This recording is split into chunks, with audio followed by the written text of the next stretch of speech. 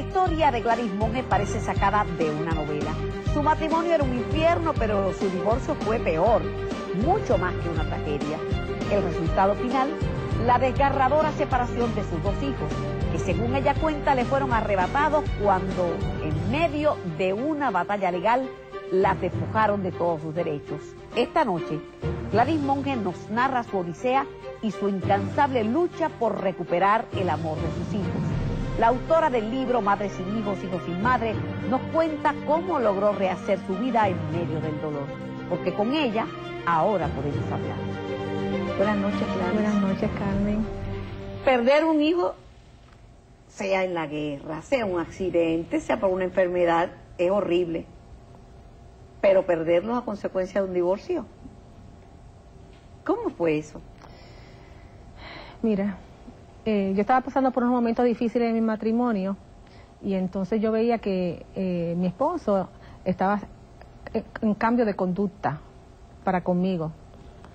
Él estaba pasando por una depresión, de hecho tuvo que ir a un psiquiatra y el psiquiatra me advirtió de que él iba a coger una obsesión conmigo. Yo decía, pero ¿cómo va a ser que va a coger una obsesión conmigo? Así me advirtió el psiquiatra y de momento yo veo que él empezó con mi nene mayor, que tenía 12 años y medio, empezó a trabajarlo para que el niño me rechazara y estuvo así como 5 meses. Ya el niño no me hablaba, me rechazaba, no quería estar conmigo. Y yo estaba bien confundida porque decía, pero ¿qué es lo que está pasando aquí? Pero me acordé claro lo que me había dicho el psiquiatra. Pero cuando él se convence de que ya había logrado que él me rechazara, el niño mayor, pues empezó con una conducta con el nene pequeño, pero con el nene pequeño se le hacía mucho más difícil que me rechazara, porque el nene tenía 6 añitos nada más. Dependía de ti. Y dependía de mí, era mi rabito, era bien maternal. Entonces, ¿qué pasa? Veo una conducta no aceptable y yo, ¿qué te puedo decir? Esa conducta de connotación sexual del padre al niño. Del padre al niño, y no había forma de que él entendiera que eso no se podía hacer, pues yo tomé la decisión de divorciarme porque entre los ojos de Dios yo no iba a aceptar esa fechoría. Pero ¿buscaste ayuda a través de un psicólogo para tus niños y para sus... Yo busqué ayuda con una doctora especializada en el área de abuso y maltrato de menores. ¿Qué doctora? Lo que pasa es que yo no menciono el nombre en el libro. Porque hay una que es famosísima, que es la que más sabe de eso. Pues es esa. ¿Es esa? Sí, es esa. Que sí, es esa. Porque ella se destacaba mucho en esa área. Perito en corte. Perito en corte, catedrática de la universidad y también en la Escuela de Trabajo Social. Entonces, pues, ¿qué pasa? Pues cuando yo decido divorciarme por la causal de trato cruel, pues entonces todo marchaba bien. ¿Por qué? Porque en el tribunal, pues yo era Juan del pueblo. Entonces el juez dictó la orden para que mi esposo desalojara el apartamento. Dictó orden para asegurar el caudal ganancial. Y dio orden para que todo el dinero que él había depositado en banco del extranjero, pues se congelara. Y yo estaba bien tranquila. Pero ¿qué pasa? Que mi suegro quería quitarme mis hijos. Entonces él intervino en el divorcio. Hizo lo que se logró, cambiar el juez. Pero cuando a una mujer le quitan un hijo, o es por un adulterio, o por prostitución. Porque está loca, porque es drogadicta, porque es alcohólica, porque es delincuente. Pero lo que pasa aquí es que... Pero a ti se te probaron algunos señalamientos de delincuente o de adicta. No, fíjate, que para ir al grano, lo que pasó fue lo siguiente. Cuando mi suegro se empeña en quitarme mis hijos, pues entonces buscaron la forma de sacar a ese juez que había dado todas las órdenes a mí. Lo reactivaron para que entendiera mi caso. ¿Y tanto poder tenían? Claro que tenía poder porque tenía el poder del dinero, tenía el poder de las relaciones, de los contactos, de las influencias. ¿Era gente poderosa? Era gente poderosa, era una persona que todo el pueblo de Puerto Rico lo conocía. Wow, por eso mucha gente dice que la justicia es una perra flaca que muerde. Bueno, no hay justicia, en mi caso no hay justicia. En mi caso no hay justicia. Para mí hay dos varas. Una vara que se utiliza para el hombre poderoso, pero el hombre que tiene las relaciones, los contactos y la influencia como mi suegro, y la otra vara que se usa para el pobre o para el de la clase media, porque el de la clase media se salva. Pero ni siquiera con tu preocupación de que pudiera haber habido una conducta de abuso sexual o sexualmente inapropiada. Eran actos lascivos, vamos a decirlo pero así, eran actos lascivos, eran juegos. Bueno. Pero lo que pasa... Pero Carmen, ni con eso nada, ni con eso. Mira, si te digo, mira, aquí sacan el primer juez. Colocan a este juez. Con este juez comenzó mi tragedia. Entonces mis primeros 2 abogados me traicionaron. ¿Ves el punto? O sea, eso se planificó dentro del mismo tribunal. ¿Y cuánto duró ese calvario? 5 años. Yo estuve luchando en los tribunales en este país. Yo fui 3 veces al Tribunal Supremo en cuanto a reclamo para el peligro que estaban corriendo mis hijos. Primero, ¿por qué razón? Porque como yo contraté a la perito, a la doctora de mucho renombre, imagínate, que se incluyó en el expediente el informe de la doctora, donde están las minutas. Y ni eso ayudó. Nada. Entonces la otra cosa más grande es que fíjate, lo que es el poder del dinero. La psicóloga del tribunal le hace las evaluaciones al padre. ¿Y tú sabes lo que revela en su informe, que está dentro del libro? Que el padre tiene 34 condiciones psicopatológicas. ¿Y le dan los niños? Y le dan los niños a los abuelos paternos, porque los abuelos paternos le solicitan a este segundo juez ser parte interventora. ¿Pero qué condiciones emocionales tenías tú, o adicción, no, yo o no tenía prostitución? nada, lo que lo tenía era el padre. ¿Pero por qué entonces no te lo Porque dejan a ti? el juez estaba ya, eso estaba planificado. Ellos escogieron el juez precisamente para hacer todas esas irregularidades. Y de momento tú tienes tus hijos, de momento te ves que no tienes hijos. Exactamente. Entonces, el grande, como ya me rechazaba, pues entonces viene mi suegro y le solicita al juez ser como te mencioné, la parte interventora. Entonces, ¿qué es lo que hizo el juez? Que el juez le entregó mis hijos a los suegros. Le entregó los hijos a mi suegro. ¿Qué edad tenían tus nenes? Mi nene tenía, el mayor, ya tenía 13 años y el pequeño tenía 6 años. Pero fíjate cómo fue el entrampamiento legal, porque esto es bien interesante. Esto lo coge un fiscal federal o lo coge un fiscal estatal, lo coge un hombre de derecho, se da cuenta que lo que se hizo fue una conspiración dentro de un tribunal. Eso está bien claro, porque los documentos legales así lo señalan. Fíjate que, ¿sabes lo que hizo este segundo juez? No lo vas a creer. ¿Quieres que te lo diga? Sí. Este segundo juez, que fue asignado para mi caso, se escogió precisamente para quitarme a mis hijos. ¿Sabes lo que hizo? Pues dictó sentencia de divorcio. Y dictó sentencia de divorcio no por la causal de trato cruel que yo había presentado, porque yo era la demandante, sino que dictó la sentencia de divorcio por la causal de consentimiento mutuo, despojándome de mis hijos, despojando de mis bienes gananciales, y el divorcio nunca se firmó. Ay, Virgen. El divorcio nunca se firmó, o sea que si yo ahora mismo me enamoro y quiero casarme, ¿cómo yo me voy a casar si yo estoy consciente que eso es fraude? Porque nunca se firmó el divorcio. Y te quitaron tus hijos. Y me quitaron mis hijos, mis bienes gananciales. Nunca se resolvió lo de los bienes gananciales. O sea, en otras palabras, si tú no firmas el divorcio, quiere decir que nunca se llevaron a cabo las estipulaciones entre las partes. A ti te borraron de las páginas. A mí me borraron de las... Bueno, yo fui desamparada por la justicia y mis hijos fueron desamparados por la justicia. Porque tú sabes lo que es. Que tú vas al Tribunal Supremo para la revisión de la sentencia de divorcio, que es fraude porque no procede según el debido procedimiento de la ley. Porque mira, Carmen, yo puse la demanda por trato cruel. Resulta que con este juez me pasé los 5 años, no al lugar, enterado, notifíquese, porque eso estaba planificado.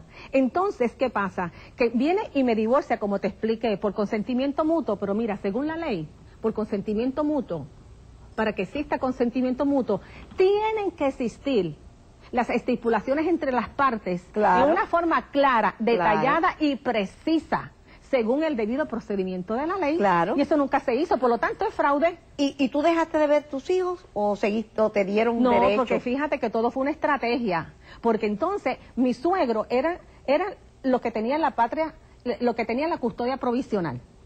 Entonces le dieron la custodia provisional por 6 meses. Se prolongó por 1 año y medio. En ese año y medio yo veía al chiquito los fines de semana alternos. Al grande no me lo daban, jamás me lo daban, porque decían que el grande no quería relacionarse conmigo. Fíjate qué cosa. Entonces, al año y medio, ¿tú sabes lo que pasó? No lo vas a creer. Para que tú veas la injusticia en este país, el silencio que hay dentro de los tribunales. Pues tú sabes lo que hizo el juez. Claro, con este juez tú podías esperar cualquier cosa porque estaba señalado para eso mismo. Pues mira, me quedé sin abogado. ¿Por qué razón? Bueno, porque mi abogado le renunció al bufete, ¿verdad?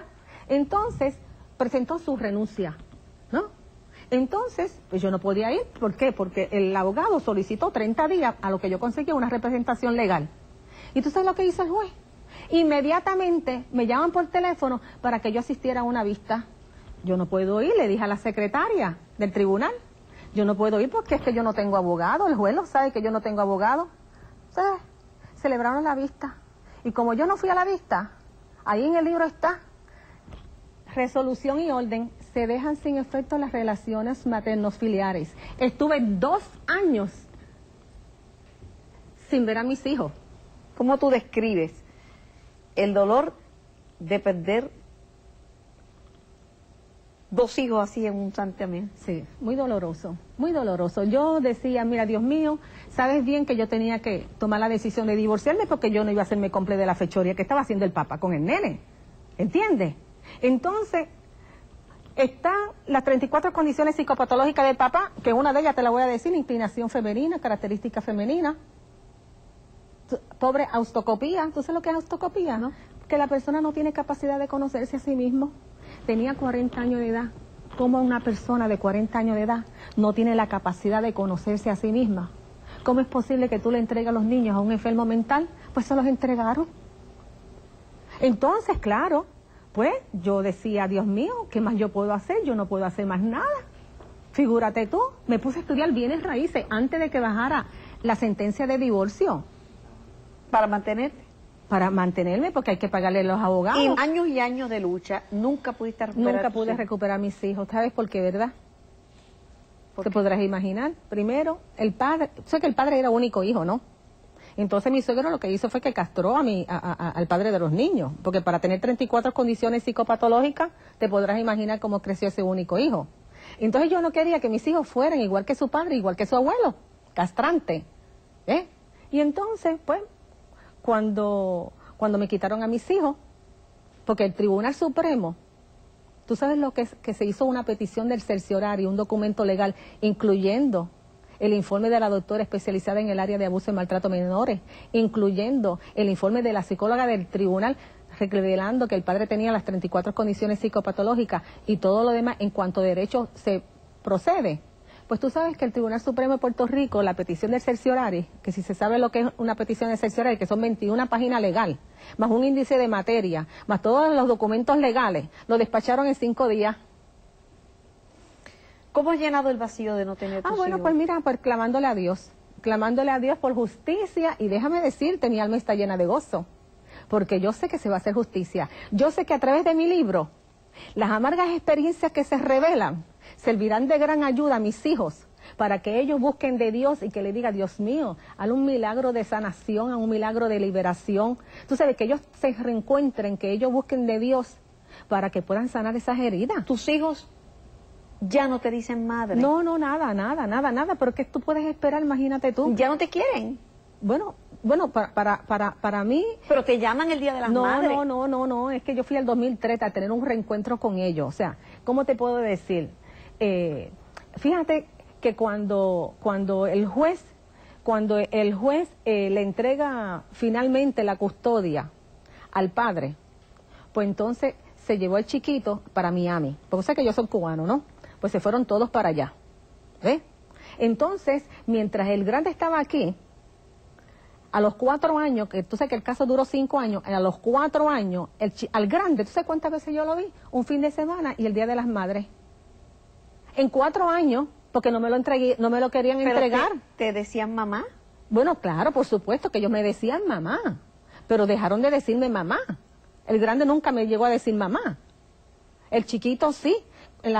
Después que se fueron de Miami, yo tuve unos reencuentros con ellos, con él, con el pequeño, que lo dice el libro, y entonces ahí pues él me decía mami. Pero cuando en el 2003 yo fui a tener un reencuentro con los dos allá, porque yo quería sentirme con ellos dos, ¿verdad? Como éramos cuando ellos eran pequeños, Pues entonces ahí es que me di cuenta que todo lo que se le advirtió al Tribunal Supremo a través de los psicólogos, que son los especialistas, que le dicen, ¿verdad? se hizo verdad. ¿Tú sabes lo que es eso? ¿Y a quién le dicen mami ahora? No sabes. No sé, porque si desde 2003, lo que pasa es que el final fue bien desgarrador. Ya mis hijos no eran mis hijos como uno espera. Como lo ya tú recordaba. ves que todo, mira, a los niños, si tú le enseñas cosas buenas, van a aprender cosas buenas.